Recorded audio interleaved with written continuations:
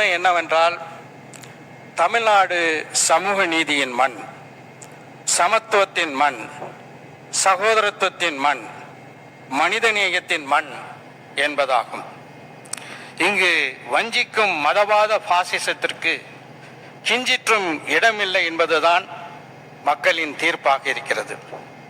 அந்த மக்கள் தீர்ப்பை மதித்து மக்கள் எந்த கொள்கைக்கு வரவேற்பு அளித்திருக்கிறார்களோ, வாக்களித்திருக்கிறார்களோ, அந்த கொள்கையை, நம்பிக்கையை காப்பாற்ற வேண்டும் என்பதுதான் இப்போது ஆட்சிக்கு வந்திருக்கின்ற தமிழக வெற்றிக்கழக அரசின் தலையாய கடமையாக இருக்க வேண்டும் என்று வலியுறுத்த விரும்புகின்றேன்.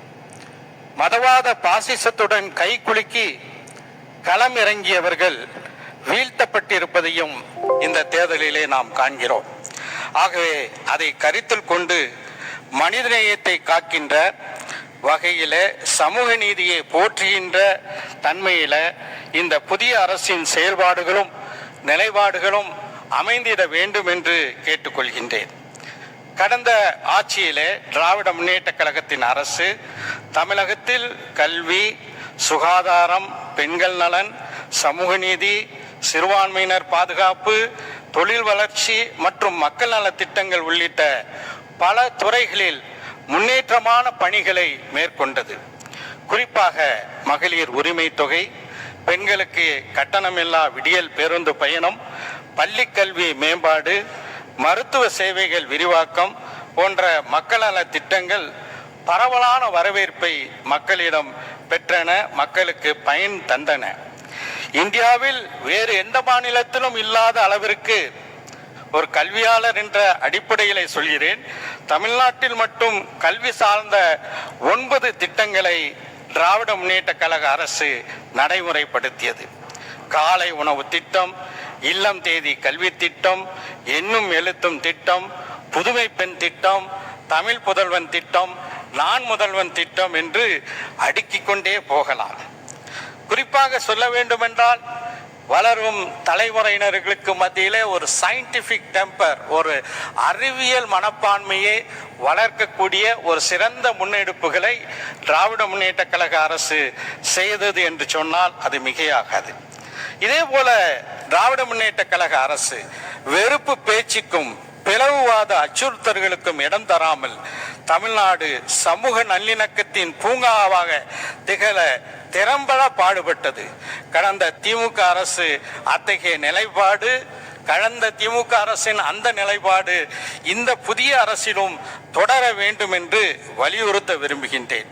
தமிழ்நாட்டின் அரசு விழாக்கள் அனைத்திலும் தமிழ்தாய் வாழ்த்துக்கு உரிய முன்னுரிமை வழங்கப்படுவது மரபாகவும் தமிழர் உணர்வின் வெளிப்பாடாகவும் இருந்து வந்துள்ளது. தமிழ்தாய் வாழ்த்து என்பது வெறும் பாடல் அல்ல, அது தமிழர் அடையாளத்தின் உயிர் ஓசையாகும்.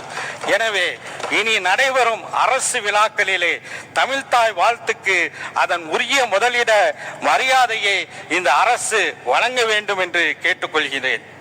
நீட்டின் குளறுபடிகள் ஆண்டுதோறும் தொடர்கதையாகிவிட்டன.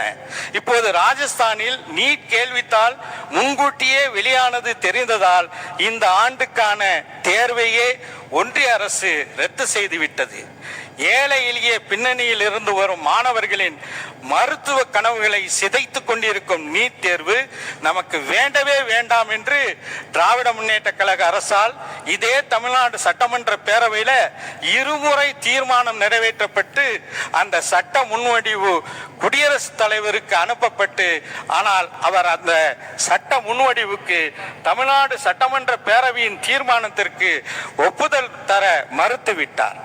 நீதியரசர் ஏ.கே. ராஜன் குழு ஒரு அறிக்கையை தந்திருக்கின்றது. அந்த அறிக்கையில என்ன குறிப்பிடுகிறது என்றால், நீட் பின்தங்கிய பிரிவினரை மருத்துவ கல்வி பெறுவதிலிருந்து விலக்கி வைத்ததுடன் பயிற்சி மையங்களில் பயில்பவர்களுக்கு அதிகமான கட்டணங்களை கொடுத்து படிக்கக்கூடிய செல்வந்தர்களுடைய பிள்ளைகளுக்கு தான் நீட் சாதகமாக அது திசை திருப்பியது.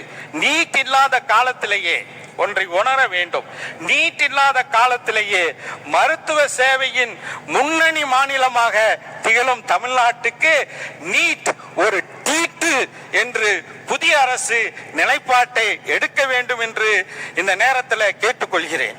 ஒன்றிய